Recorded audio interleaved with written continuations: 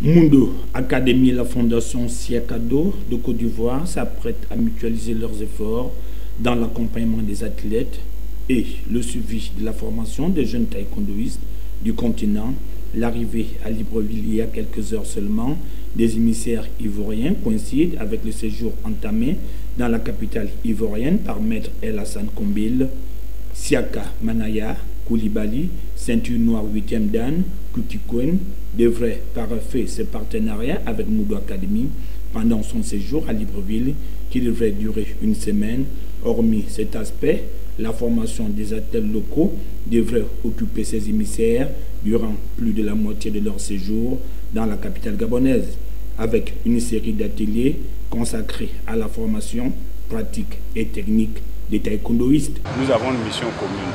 C'est vrai qu'eux, ils ont une académie au niveau national qui a fait ses preuves, parce qu'il ne faut pas oublier que le Gabon est quand même le premier pays qui a eu quand même médaille d'argent aux Jeux Olympiques. C'est vrai qu'en tout cas, nous, on a eu une médaille d'or là-bas, mais le premier médaille d'argent, on avait eu quand même des champions du monde, mais au niveau des Jeux Olympiques, c'est quand même un Gabonais, et je pense qu'il est passé chez El Hassan. Je profite de l'occasion pour le féliciter au passage, parce que ce que nous avons, c'est que en général, on fait la formation de base, mais quand les jeunes gens atteignent un certain niveau, on les confie à descendre de haut niveau, comme on dit, et c'est de l'euro. Là-bas, ils vont faire la compétition. Finalement, quand il y a un bon résultat, on a tendance à oublier ceux qui ont formé les gens à la base.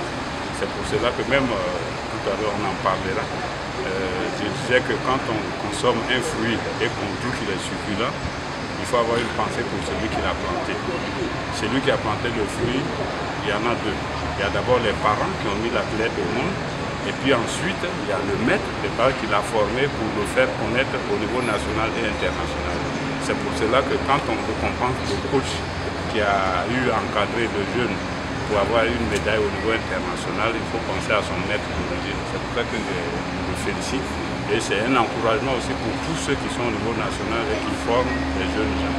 Et nous, notre rôle au niveau de notre fondation, c'est d'encourager justement les fédérations, les académies privées, les personnes physiques, pour dire qu'au lieu d'aller en Europe, il y a maintenant une structure de formation de haut niveau qui se trouve en Afrique. Tout à l'heure, j'en parlais avec le président des parents d'élèves.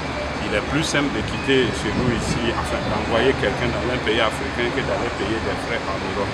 C'est un peu ce que je me suis imposé comme devoir pour faire en sorte que ce que nous avons cherché en Europe, nous puissions avoir un centre. Bon, ce n'est pas moi qui le dis, puisque la fondation a été créée en partenariat avec l'Académie mondiale de taekwondo, le Kutuon, que tout le monde connaît. Et du témoignage qu'ils ont fait, c'est la première fois qu'on a eu une structure comme ça en Afrique, puisqu'on la voit habituellement en Europe. En dehors des pensionnaires de Mundo Academy, des clubs désireux de parfaire leurs connaissances sont également attendus. Au finish, c'est le taekwondo à l'échelle nationale qui gagne en termes de partage de connaissances. Ce qui va être fait, c'est que pendant le séjour du grand maître, il y aura des séances d'entraînement sous forme de stages qui seront dirigés par des experts. Comme vous l'avez expliqué, les experts maîtres et jeunes Anaï et le maître Achib, qui sont experts dans différents domaines. Maître jeune qui est expert en art et chef de défense, et maître Achib qui est également expert en combat. Le lieu au siège de l'association AMAP, que vous connaissez d'ailleurs. Nous vous invitons de venir superviser ces séances. Cette visite de travail de la délégation ivoirienne à Libreville confirme des bonnes relations qui lient notre pays à cet État frère, et cela devrait ouvrir d'autres perspectives pour les deux États qui prônent l'excellence dans le domaine du sport.